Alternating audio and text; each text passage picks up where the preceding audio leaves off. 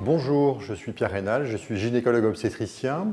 Je souhaitais vous parler des biais cognitifs. Les biais cognitifs, c'est la tendance systématique à s'écarter de la rationalité dans le jugement. Dans les années 70, deux psychologues israéliens, Daniel Kahneman et Amos Tversky, ont travaillé sur la psychologie comportementale et les travaux de ces deux chercheurs ont permis à Daniel Kahneman d'obtenir d'ailleurs le prix Nobel d'économie en 2002 pour ses travaux sur la finance comportementale. Il a réussi à démontrer que l'homo economicus n'était absolument pas rationnel. On va prendre quelques exemples de biais cognitifs. Par exemple, je trouve sur Internet une super promotion de 250 € pour deux personnes pour un week-end au ski, tout compris, voyage, la nourriture, le logement, les remontées des pistes. Donc c'est une offre plutôt intéressante que j'achète assez rapidement sur Internet. Après cet achat, je m'inquiète de savoir quel temps il va faire le week-end prochain et je me rends compte qu'en fait il va pleuvoir des seaux et le climat ne sera pas nécessairement satisfaisant. 10 minutes après, les copains m'appellent et me disent « Écoute, ce week-end, ce serait bien que vous veniez, on va fêter l'anniversaire de Julie, ça va être super sympa, tout est prévu, vous n'avez rien à payer. » Alors, quel va être mon choix? Est-ce que je vais aller avec les copains fêter l'anniversaire de Julie ou bien est-ce que je vais décider d'aller au ski puisque finalement j'ai acheté ce week-end au ski? Eh bien, la majorité des personnes décideront d'aller au ski quand bien même le temps sera exécrable. C'est ce qu'on appelle en fait le biais des coûts irrécupérables.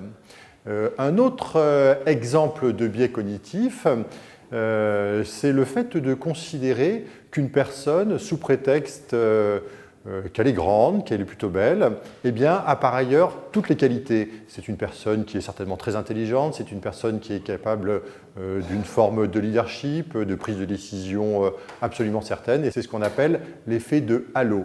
En fait, dans l'effet de halo, qui est un biais cognitif, on va rechercher des éléments qui sont facilement accessibles, tels que des éléments de stature ou des éléments de beauté, et on va extrapoler sur des compétences qui peut-être ne sont absolument pas présentes. Vous l'avez compris, les hommes politiques sont parfaitement connaisseurs de l'effet de halo. Un autre biais cognitif qui est très intéressant, on demande aux conducteurs automobiles s'ils font partie des 25% des meilleurs conducteurs automobiles de la France, ou bien s'ils font partie des 50% des meilleurs conducteurs, ou bien s'ils sont piètres conducteurs, ou bien d'exécrables conducteurs. Eh bien, 90% des conducteurs répondront qu'ils font partie soit des 25%, soit des 50% des meilleurs conducteurs, ce qui, sur un plan mathématique simple, est évidemment totalement impossible. Et on retrouve ce même biais cognitif auprès des enseignants. 90% des enseignants vont considérer faire partie de la meilleure moitié des enseignants. Et si on prend le mariage, eh bien 100% des gens qui se marient sont persuadés que leur mariage va évidemment se poursuivre dans le temps, mais vous le savez, ce n'est évidemment pas le cas. C'est ce qu'on appelle le biais d'excès de confiance.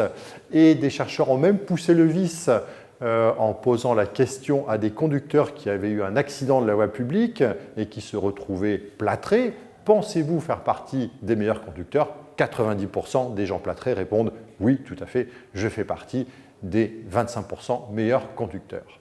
Steve Jobs a créé une entreprise, Apple. Il s'est lancé dans l'informatique très jeune. Mozart a fait de la musique avec un certain succès. Alors pourquoi est-ce que moi, je ne me lancerai pas dans l'informatique? Pourquoi est-ce que je ne me déciderai pas à être musicien? Pourquoi est-ce que je ne déciderai pas de gravir les 14 sommets les plus hauts du monde? Reinhold Messner l'a bien fait. Eh bien, les gens vont raisonner comme ça à travers un biais cognitif qui s'appelle le biais du survivant. Le biais du survivant, c'est de considérer que la prise de risque équivaut nécessairement au succès. Mais on oublie les perdants. On oublie ceux qui ont failli. Tous ceux qui ont monté une boîte d'informatique ne sont pas des Steve Jobs. On revient à cette publicité pour le loto qui nous dit qu'effectivement 100% des gagnants ont joué. Ce qu'il ne faut pas oublier, c'est que 100% des perdants aussi ont joué. Je vais vous proposer un jeu assez simple, le jeu de pile ou face. Pile sort, vous perdez 100 €. quelle doit être la somme que vous accepteriez pour pouvoir jouer à ce jeu quand face sort? La majorité des gens vont répondre 200 €. Or, si vous êtes complètement rationnel, vous devriez répondre 101 €. C'est ce qu'on appelle le biais d'aversion à la perte. Quand vous répondez 200 €, votre coefficient d'aversion à la perte est de 2. Si je pose la question à une personne qui me répond 8000, eh bien le coefficient d'aversion est de 80. Et plus la somme en jeu augmentera, plus le coefficient d'aversion à la perte sera élevé. Ce qui est très important de bien considérer dans les biais cognitifs, c'est que nous sommes totalement inconscients des biais cognitifs dans lesquels nous tombons. Nous ne pouvons absolument pas nous immuniser contre les biais cognitifs. Nous rentrons de plein pied dans les biais cognitifs, sans même le vouloir, quand bien même nous soyons un expert des biais cognitifs. Comment s'en sortir? Nous pouvons nous en sortir à travers le collectif, parce qu'il m'est assez facile de repérer les biais cognitifs dans lesquels les autres tombent, quand bien même je sois incapable de voir les biais cognitifs dans lesquels je suis moi-même rentré.